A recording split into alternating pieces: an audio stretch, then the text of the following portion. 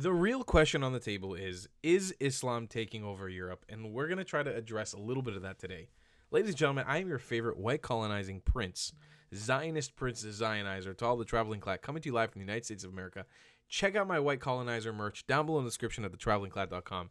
And let's get right into this one very simple video that I'll talk about. Habibi, come to Germany! Allahu Akbar! Allahu Akbar! Allahu Akbar! Allahu Akbar! Allahu Akbar! Allahu Akbar! Well, they came to Germany, Habibti. Habibti, they came to Germany. I could watch this video a million times, and we will watch it again. You know, we have somebody in our Discord server. His name is, well, maybe I'll keep his name out. Starts with the letter T. Shout out to you. We love you very much. I don't want to like publicly call him out. I don't know if you'll want to. And I think we've joshed and laughed about this video before, but the reality is it's so true and sadly true. There has been, I think, already 5 or 6 separate Islamic car ramming attacks in Germany alone this year. The last one, the headlines were so short on it, they were in and out within a few hours, and nobody talked about it again. Nobody even mentioned it again. I believe that all these, there's 5 or 6 that happened in Germany. Europe is under a specific kind of attack, and it's kind of by the Europeans' own doing. What's sad about it is that Europeans have sort of, I would say as a vast majority, bought into this like Western liberalism ideal, which means you're not allowed to criticize culture that's not deemed white per se. But I think that this is probably a common thread between most white Western cultures right now. Instead of embracing, so there's like, let me get it. There's a few parts to this. And that's how you end up with this product, yeah? Instead of embracing your differences and your cultures, and this is something that's happened in the West, in America as well. Instead of embracing your Italian heritage and your French heritage, your Swedish heritage, your Danish heritage, your German heritage. Now, wait, let me finish. I know that you guys do with your foods and your culture and your music and your all holy Eurovision. But instead of embracing it as the superior culture and not only embracing it, but wanting it to reign supreme in your specific country. Not in a sense of supremacy that you need to oppress other people, but in a sense of cultural identity. Tying yourself into being European, being Italian, being French, being Greek, being Spanish. Instead of doing that, what you see is this policy of importing just the scum and the mass of just cancerous ideology from the Muslim Arab world, and quite literally Arabizing your countries in real time. Now, the funny thing is, the colonizers, quote unquote, the Europeans, have imported the original colonizers, the Arabs, into their region to colonize them. Don't forget that in your recent history, sub 1,000 years ago, the Arabs did actually colonize large swaths of Europe. They made it very deep in there. You fought them out with crusades. Whether you like them or not, you did that. That's your history. People died over that. But they died over that just so what?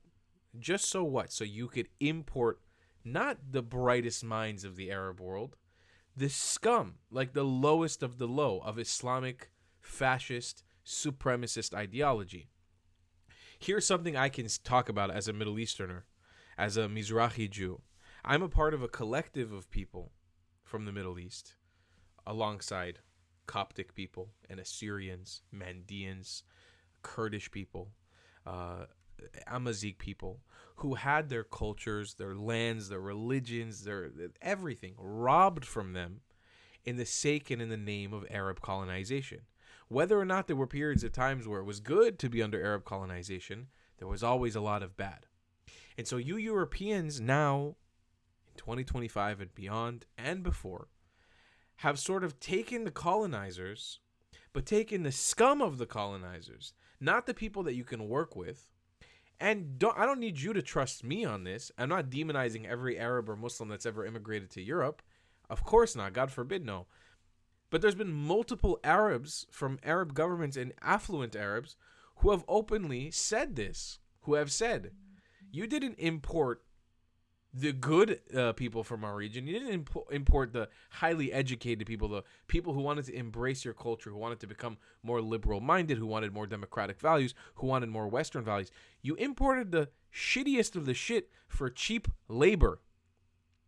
Or instead of with good intentions, and sometimes there were good intentions to try to save people's lives, you just mass imported as many refugees as possible without batting an eye to people's terroristic tendencies. And now you end up in a reality where a girl can't walk the streets at night in Europe without fear of being raped or molested by Islamic gangs.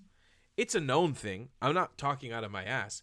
It's a known thing. It's been a known thing. So much so that when I first started traveling the world, which I did, for a lot of you guys don't know, the reason this channel is called The Traveling Clad is because for 10 years, this YouTube channel was a travel channel. I traveled to over 70 countries. I was a travel vlogger. I was one of the bigger travel vloggers in the industry. For 10 years, I've been doing it since 2014. When I first started traveling, a majority of my travels took place in Europe. But I, as a brown Jew who doesn't even look outwardly Jewish, felt so unsafe in large cities like London and France that I just stopped going. I eventually, in Paris, I just stopped going. And sorry if I said cities, I meant countries. I just stopped going because I felt that unsafe. And if you think I'm bullshitting you, I speak to Arab minorities. And when I mean Arab minorities, I mean Arabized peoples, like Coptic people, like Maronite Christians from Lebanon, like Assyrians who currently live in Europe, and how under threat they feel. They escape their countries because of Islamofascism just to end up in the same position in Europe, and sometimes even worse because European authorities turn a blind eye. So that's how you end up in a situation where you have a blonde German girl funnily saying, Habibi, come to Germany. But Habibis, they came. They are here, baby, with their Palestinian flag and their kafia and the whole ideology that comes from it. These are not people that are here to integrate with Almania. They're not here to be Germans. They are here to take over Germany because they want Germany to be a Muslim country.